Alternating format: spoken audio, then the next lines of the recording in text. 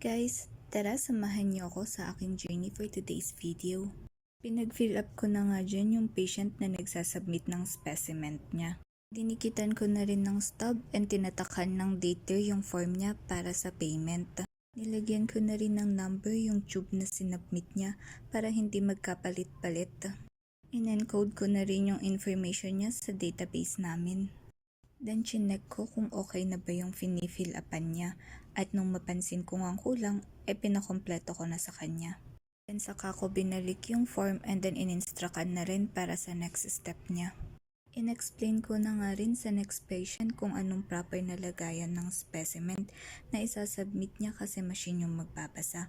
Since maling bottle yung pinaglagyan niya, kaya pinag-recollect ko na lang din ulit siya.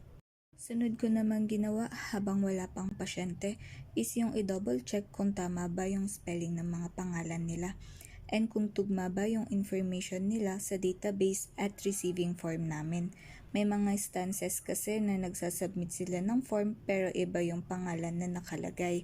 After 5 minutes nga may nagsasubmit ulit ng specimen kaya same process pa rin.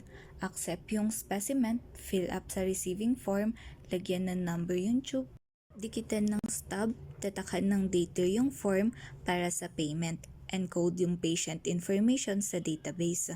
Then saka instructan para sa next step. Binibigyan ko na nga ng instruction yung mga patient dyan para sa paglilipat ng kanilang mga specimen sa tube since machine na nga ang magbabasa. Balik na nga sana ako sa upuan ko niyan nung may biglang patient na nagtanong. And since overfasting siya, hindi siya pwedeng kuhanan ng dugo ngayon. Kaya in-instructan ko na lang siya para sa fasting hours namin.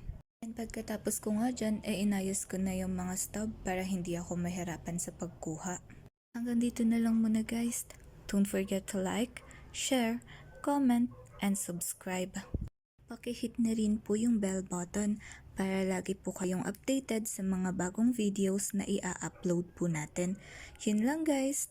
Thank you for watching. Bye!